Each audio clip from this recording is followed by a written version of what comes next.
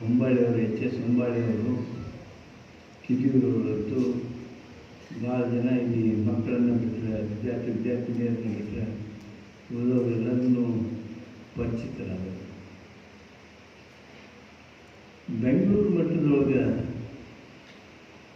ನೋಡಿ, ಈ ಪತ್ರಿಕಾ ದಿನಾಚರಣೆ ಇವತ್ತ ಯಾಕೆ ಆಚರಣೆ ಮಾಡ್ತೀವಿ ಅಂದರೆ, ಇದರ ಹಿಂದೆ ಈ ಪತ್ರಿಕಾ ಇತಿಹಾಸದ ಹಿಂದೆ ಪತ್ರಿಕೆಗೆ ಬಹುದೊಡ್ಡ ಕೊಡುಗೆ ಕೊಟ್ಟವರು, ಮಾರ್ಗದರ್ಶನ ಮಾಡಿದವರು ಅಂದರೆ ಡಿ ವಿ ಗುಂಡಪ್ಪ. ಅವರ ಹುಟ್ಟುಹಬ್ಬದ ಆಚರಣೆ ಕನ್ನಡ ನಾಡಿಗೆ ಬಹುದೊಡ್ಡ ಕೊಡುಗೆಯನ್ನು ಕೊಟ್ಟವರು, ಸಾಂಸ್ಕೃತಿಕ ಲೋಕದ ಅತ್ಯಂತ ದಿಗ್ಗಜರಾಗಿ ನಮಗೆ ಮಾರ್ಗದರ್ಶನ ಮಾಡಿದವರು DVG. ಇವತ್ತು ನಾವೆಲ್ಲ ಅಪೇಕ್ಷೆ ಮಾಡ್ತಾ ಇದ್ದೀವಿ, ಸರಿಯಾಗಿ ಪತ್ರಿಕೆಗಳಾಗಬೇಕು, ಪತ್ರಿಕೋದ್ಯಮಿಗಳು ನೀವು ಸೈಟ್ ತಗೋದು ಬೇಡದಂಗೆ ಹೇಳೋದು, ಏಕೆ ನೀವು ಹೇಳ್ದಂಗೆ ಮಾಡಬೇಕು, ನೀವು ಕಾಂಪಿಟೇಷನ್ ಪದನ ಬರೀಬೇಕಂದ್ರೆ ನಾವು ಅಂತ ನೀವು ನನಗೆ ಅನ್ಬೋದು, ಮತ್ತೊಬ್ಬರಿಗೆ ನಿಮ್ಮ ಪಾರ್ಟಿ ಪದ ಬರೀಬೇಕಾಗಿ ಅಂತ ಅನ್ಬೇಕು. ನಾವು ನೀವು ಇವ್ರ ಪರ ಬರೀವಿ ಅವ್ರ ಪರ ಬರೀವಿ ಅಂತ ಅನ್ನೋಂಗಿಲ್ಲ. ಅದಕ್ಕೆ ಇಲೆಕ್ಷನ್ಯಾಗ ವೋಟಿಂಗ್ ಆದಮೇಲೆ ಯಾರು ಮುಂದಕ್ಕೆ ಆಶೆ ಬರ್ತಾರ ಅನ್ನೋದನ್ನ ಇಲ್ಲ ಸತ್ಯರೇ ಹೇಳ್ರಿ, ಇಲ್ಲ ಹೇಳೋದ್ರ ಬಿಡ್ರಿ ಅಂತ ಕೇಳ್ತಾರೆ. ಮೊನ್ನೆ ಪಾರ್ಲಿಮೆಂಟ್ ಇಲೆಕ್ಷನ್ನಾಗ ನೋಡಿದ್ವಿ ನಾವು, ಇಲ್ಲಿ ಎಷ್ಟು ಬರ್ತಾವೆ, 0 ಬರ್ತಾವೆ, ಈ ರಾಜ್ಯದಾಗ 0 ಬರ್ತಾವೆ, ಆ ರಾಜ್ಯದಾಗ 0, ಉತ್ತರ ಪ್ರದೇಶದಾಗ 80ಕ್ಕೆ 80 ಬರ್ತಾವೆ. ಏನಾಯಿತು? ಕೊನೆಗೆ ಪರಿಣಾಮ ಬಂದಾಗ ಎಲ್ಲ ಪತ್ರಿಕೆಗಳಿಗೆ, TV-ಅವರಿಗೆ ಮುಖಭಂಗ ಆಗ್ತಾ ಇದ್ದು,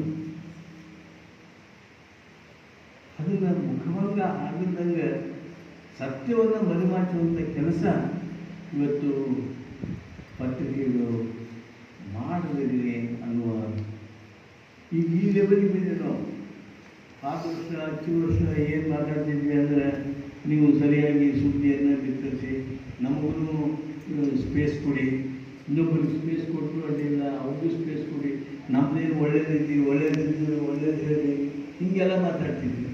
ಇವತ್ತು ಈ ಪತ್ರಿಕಾ ದಿನಾಚರಣೆಯಿಂದ ಮತ್ತೊಂದು ಪತ್ರಿಕಾ ದಿನಾಚರಣೆಗೆ ಬರುವಾಗಲೇ ನಾವು ಸುಳ್ಳನ್ನು ಬಿತ್ತಿಸಬೇಡ್ರಿ ಅಂತ ಹೇಳುವಂಥ ಒಂದು ಕಾಲ ಇವತ್ತು ನಮಗೆ ಬಂದಿದೆ.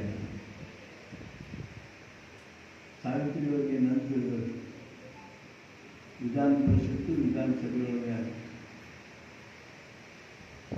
ಬಿಲ್ ಬಂದು ಅಂದ್ರೆ ಎಲ್ಲರೂ ಎಷ್ಟು ಗಂಭೀರವಾಗಿ ಕೊಂಡಿರ್ತೀವಿ.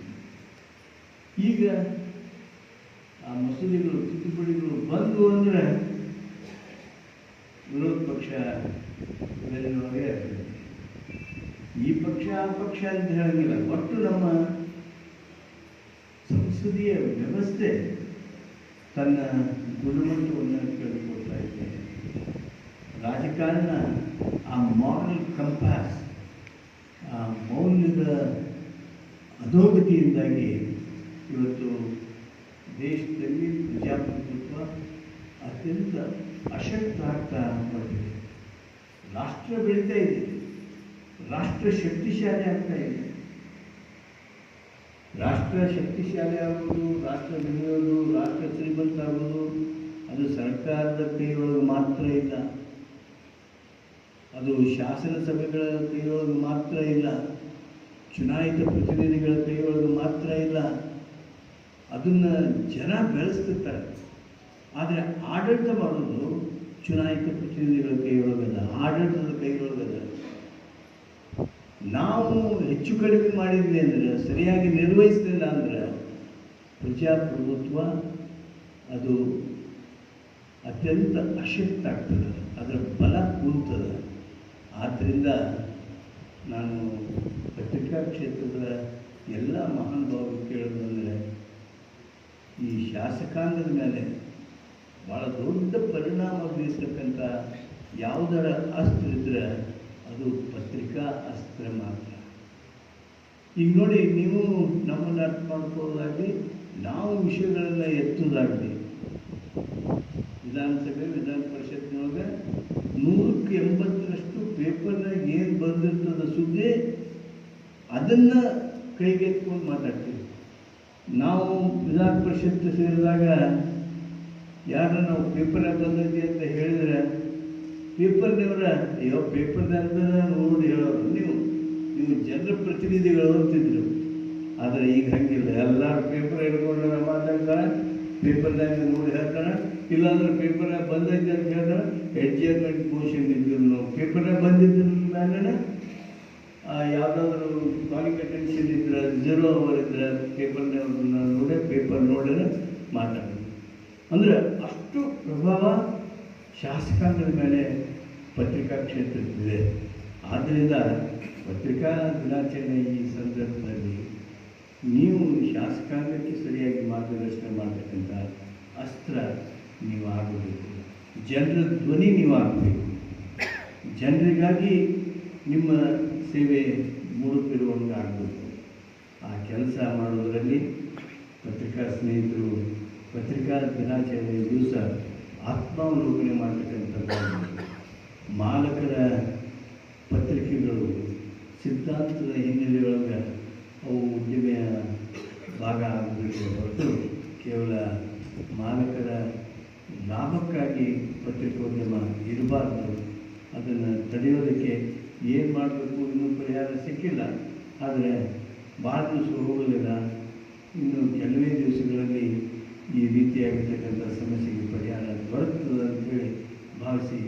ಹೆಂಗೆ ದೊರಕ್ತದ್ರಿ ಅಂದರೆ ಈಗ ನಾವೆಲ್ಲ ಈಗ 10 ವರ್ಷದಿಂದ ಪೇಪರ್ ಹಿಂದೆ ಓಡಾಡ್ತಿದ್ವಿ. ನಾವು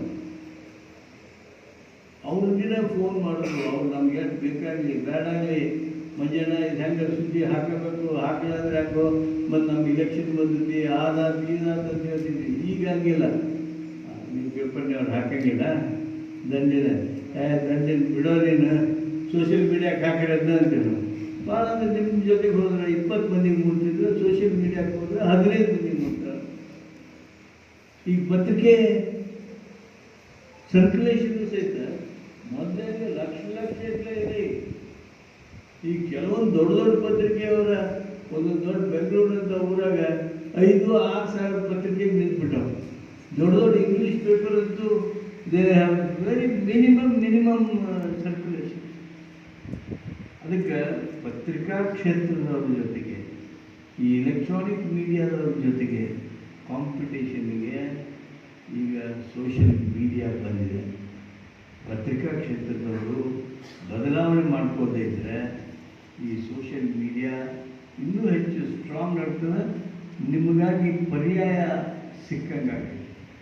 ಅದಕ್ಕೆ ಆ ರೀತಿ ಆಗೋದು ಆರೋಗ್ಯಕರ ಅಲ್ಲ. ಆ ಹಿನ್ನೆಲೆಯೊಳಗೆ ನಾನು ತಮ್ಮಲ್ಲಿ ವ್ಯಾಖ್ಯೆ ಮಾಡ್ತಿದ್ದೀನಿ. ಈ ಪತ್ರಿಕಾ ದಿನಾಚರಣೆ ದಿವಸ ಪತ್ರಿಕಾ ಕ್ಷೇತ್ರದಲ್ಲಿ ಇರುವವರೆಲ್ಲರೂ, ಅದು ಮಾಲಕ ಇರಲಿ, ಅದು ಸಂಪಾದಕ ಇರಲಿ, ಅಥವಾ ಅದು ಉಪಸಂಪಾದಕ ಇರಲಿ, ಅಥವಾ ಪತ್ರಿಕಾ ವರದಿಗಾರರಲ್ಲಿ, ಎಲ್ಲರೂ ಆತ್ಮಾವಲೋಕನೆ ಮಾಡಿಕೊಂಡು ಈ ಪತ್ರಿಕಾ ದಿನಾಚರಣೆಯನ್ನು ಯಶಸ್ವಿ ಮಾಡಬೇಕು ಅಂತೇಳಿ ಹೇಳ್ತಾ, ನಮಗೆಲ್ಲ ಸಾವಿತ್ರಿ ಅವ್ರನ್ನ ನೀವು ಗುರುತಿಸಿ ಅವ್ರನ್ನೇನು ಇವತ್ತು ಸನ್ಮಾನಕ್ಕಾಗಿ ಕರೆದಿದ್ದೀರಿ, ಅವರಿಗೆ ಅಭಿನಂದಿಸ್ತಾ ತಮ್ಮೆಲ್ಲರಿಗೂ ವಂದಿಸಿ ನನ್ನ